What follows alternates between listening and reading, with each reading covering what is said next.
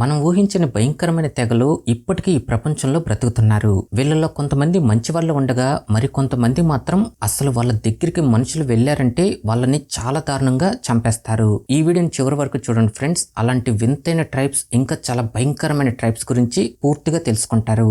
అలానే ఈ వీడియోని లైక్ చేయండి, షేర్ చేయండి. ఇంకా మన ఛానల్ని సబ్స్క్రైబ్ చేసుకోకపోతే ఇప్పుడే సబ్స్క్రైబ్ చేసుకోండి. అసారో మడ్మ్యాన్ ట్రైబ్. ఈ ట్రైబ్స్ ని చూస్తేనే మనిషి అనేవాడు వాళ్ళ దగ్గరికి వెళ్ళటానికి కూడా చాలా భయపడతాడు. ఎందుకంటే వాళ్ళ రూపాలే మనకి అంత భయం కలిగించేలా కనిపిస్తాయి. ప్రపంచవ్యాప్తంగా వీళ్ళ భయంకరమైన మట్టిపోతల మొఖాల వల్ల ఈ ట్రైబ్స్ వాళ్ళు బాగా పాపులర్ అయ్యారు. అసలే అడవి జీవితం, దానికి తోడు వీళ్ళ ముఖాలు ఇంత భయంకరంగా ఉండేసరికి ఈ వింతైన ట్రైబ్స్ ని చూడటానికి ఈ టూరిస్టులు ప్రత్యేకంగా ఈ ట్రైబ్స్ దగ్గరికి వెళ్తుంటారు. అయితే వీళ్ళు ఇంత విచిత్రంగా కనబడటానికి ఒక చిన్న కథ కూడా ఉంది. అదేంటంటే కొన్ని సంవత్సరాల క్రితం శత్రువులు వీళ్ళపై దాడి చేయడానికి వచ్చినప్పుడు ఈ ట్రైబ్స్ వాళ్ళు శత్రువుల్ని ఎదిరించలేక ఒక నదిలోకి వెళ్లి దాక్కున్నారు. శత్రువులు వెళ్ళిపోయారనుకుని ఈ ట్రైబ్స్ వాళ్ళు నదిలోంచి బయటకు రాగా అప్పుడు వీళ్ళ శరీరాలు మట్టితో చాలా భయంకరంగా కనబడేసరికి ఆ శత్రువులు వీళ్ళని చూసి భయపడి పారిపోయారు. అంతే, అప్పటి నుంచి ఈ ట్రైబ్స్ వాళ్ళు యుద్ధాల్లో తమ ముఖాలను ఇలా మట్టితో కప్పుకొని ఒక ఆయుధంగా ఉపయోగించుకున్నారు. అలానే ప్రతి పండుగలో కూడా ఈ మట్టిపోత మొఖాలతో డాన్సులు వేస్తూ ఈ టూరిస్టుల నుంచి ఆదాయం కూడా సంపాదిస్తున్నారు. నిజానికి వీళ్ళ రూపం భయం కలిగించేలా ఉన్నా కూడా వీళ్ళు మనుషులతో మాత్రం చాలా స్నేహపూర్వకంగా ఉంటారు. ఈ ట్రైబ్స్ పాపువా న్యూ గినియాలో రివర్స్ దగ్గర ఎక్కువగా బ్రతుకుతుంటారు. టొరాజన్ ట్రైబ్స్. ఈ గిరిజన తెగలు చనిపోయిన వ్యక్తిని శవపేటికలో పెట్టి ఇలానే వాళ్ళ ఇంట్లో నెలలు లేదా సంవత్సరాల పాటు వాళ్లతోనే ఈ శవాన్ని ఉంచుకుంటారు. ఇంకా ఈ శవానికి శుభ్రంగా స్నానం చేపిస్తూ కొత్త బట్టలు కూడా వేస్తుంటారు. విచిత్రం ఏంటంటే కొంతమంది ధనవంతుల ట్రైబ్స్ అయితే ఆ శవాన్ని ఏకంగా 10 సంవత్సరాల వరకు కూడా వాళ్లతోనే ఉంచుకుంటారు. వీళ్ళ చనిపోయిన వ్యక్తుల్ని పూర్తిగా చనిపోయారు అనుకోకుండా కోమాలో ఉన్నారు అని భావిస్తారు. ఇంకా వీళ్ళు మరణాన్ని భయంగా కాకుండా ఒక వేడుకలా కూడా చూస్తారు. అలానే ఆ శవం కుళ్ళిపోయి వాసన రాకుండా ఉండటానికి కొన్ని ప్రత్యేకమైన మూలికలు, నూనెలు, పరిమళ ద్రవ్యాలు శరీరంపై రాసి ఆ శవం వాసన రాకుండా ఇంకా కుళ్ళిపోకుండా చేస్తుంటారు. అయితే ఈ తెగ జాతి ఎందుకు ఇలా చేస్తారంటే ఈ తెగలో అంత్యక్రియలు చేయటం అనేది చాలా ఖర్చుతో కూడుకున్న పని. అంత్యక్రియలు చేయటం అనేది చాలా ఖరీదైనవి. చనిపోయిన వాళ్ళకి చాలా ఘనంగా అంత్యక్రియలు చేస్తుంటారు. అందుకే కుటుంబం మొత్తం డబ్బు కూడబెట్టేంత వరకు ఈ శవాన్ని ఇలా వాళ్ళ ఇంట్లోనే ఉంచుకుంటారు. కుటుంబం సిద్ధమైనప్పుడు వేలాది ప్రజల సమక్షంలో ఎద్దుల్ని, పందుల్ని బలి చేసి వాళ్ళ అంత్యక్రియల్ని చాలా ఘనంగా జరుపుతారు. ఒకవేళ 1.5 సంవత్సరం లోపు ఎవరైనా చిన్నపిల్లలు చనిపోతే వాళ్ళని ఒక చెట్టుకి రంధ్రం చేసి అందులో పూడ్చిపెడతారు. చెట్టు పెరిగే కొద్దీ వాళ్ళ ఆత్మ కూడా స్వర్గానికి వెళ్తుందని వీళ్ళు నమ్ముతుంటారు. ఈ వింతైన తెగలు ఇండోనేషియాలోని సులవేసి అనే ఐలాండ్ లో బ్రతుకుతున్నారు.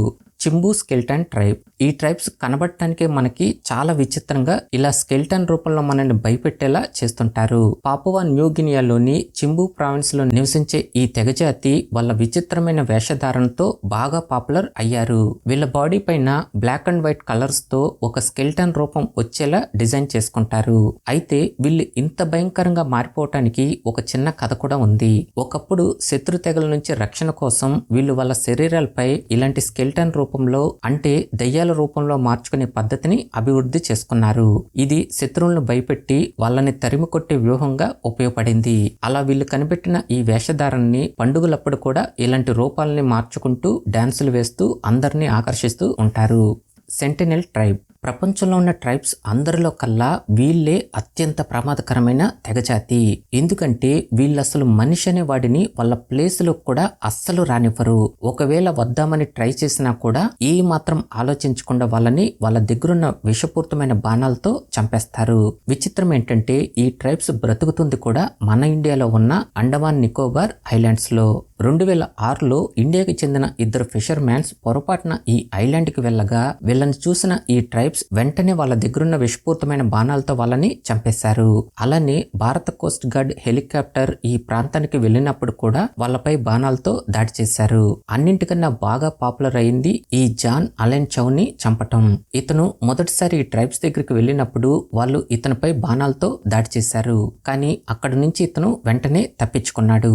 కానీ రెండోసారి కూడా మళ్ళీ వెళ్ళగా ఈసారి తప్పించుకోలేకపోయాడు. ఈ ట్రైబ్స్ చేతిలో చాలా దారుణంగా చనిపోయాడు.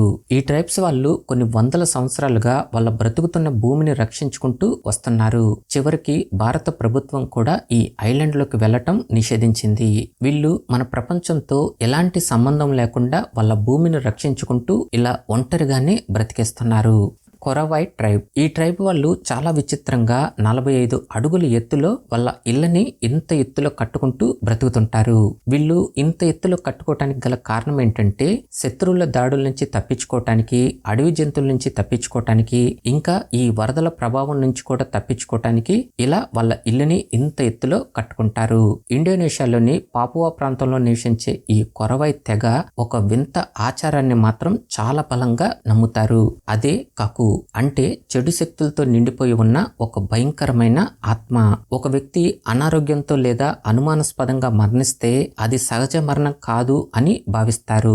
ఈ ఆత్మ మనిషి రూపంలోకి వెళ్లి వేరే వాళ్ళ ప్రాణాలను కూడా తీస్తుందని వీళ్ళు చాలా బలంగా నమ్ముతారు. అందుకే ఈ తెగ పెద్దలు ఆ వ్యక్తికి నిజంగా కకు వల్ల చనిపోయాడో లేదో తెలుసుకోవటానికి ఆ చనిపోయిన మనిషి మాంసాన్ని తినేవాళ్ళు.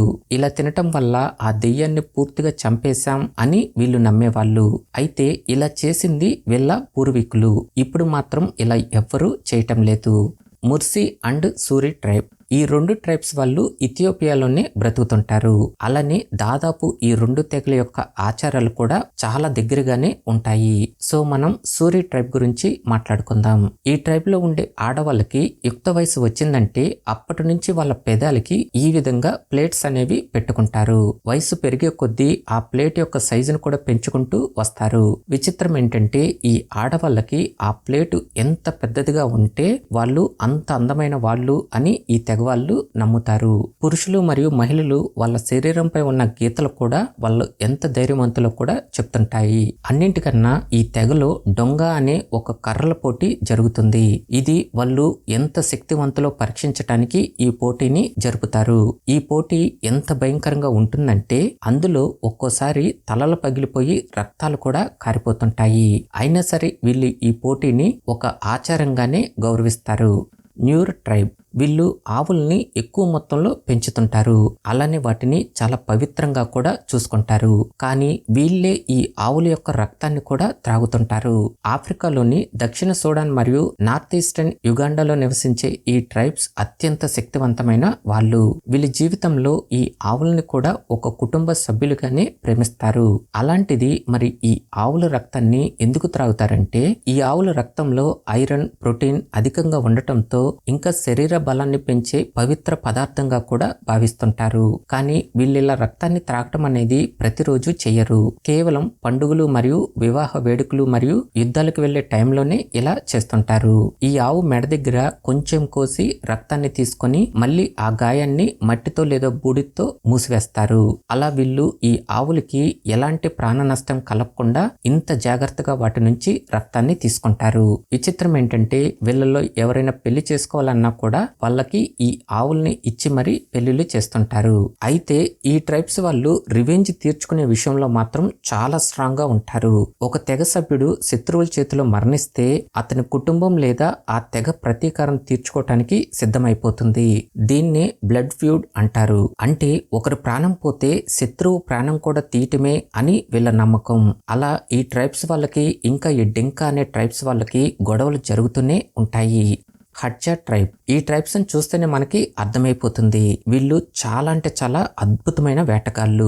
కేవలం బాణాలతోనే వాళ్ళ వేటని ముగించేస్తారు. ఈ ట్రైబ్స్ ఎక్కువగా జింకల్ని, అడవి పందుల్ని, కోతుల్ని, అలానే బబూన్స్ ను కూడా ఎక్కువగా వేటాడి చంపి తింటుంటారు. ఒక్కోసారి ఏనుగుల్ని, ఖడ్గమృగాలను కూడా వేటాడతారు. వీళ్ళు ఇలాంటి మాంసాలనే కాకుండా తేనెను కూడా చాలా ఇష్టంగా తింటారు.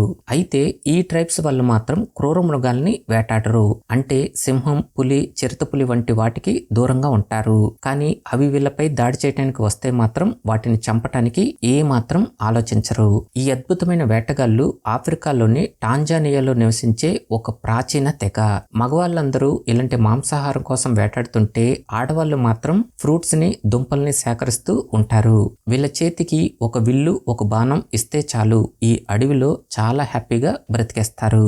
Body tribe. ఈ ట్రైబ్స్ వాళ్ళు వాళ్ళ పొట్టని చాలా భయంకరంగా ఇంత ఎక్కువగా పెంచేస్తుంటారు. నిజానికి ఇది వాళ్ళ ట్రెడిషన్. ఈ తెగలో ప్రతి సంవత్సరం కాయల్ అని ఒక పోటీ జరుగుతుంది. ఆ పోటీలో పాల్గొనే వాళ్ళు గేదె పాలు మరియు గేదె రక్తాన్ని మాత్రమే తీసుకుంటూ 6 నెలల్లోనే వాళ్ళ శరీరాన్ని ఇంత భయంకరంగా పెంచేస్తారు. ఈ పోటీలో ఎవరైతే ఎక్కువ పొట్టని పెంచుతారో ఆ వ్యక్తిని అత్యంత గౌరవనీయమైన వ్యక్తిగా గౌరవిస్తారు. ఈ పోటీ పూర్తయిన తర్వాత మళ్ళీ కొన్ని నెలల్లోనే వాళ్ళు మామూలు వ్యక్తులుగా మారిపోతారు. కేవలం ఈ పోటీ కోసమే ఇలా వాళ్ళ పొట్టల్ని పెంచుతారు.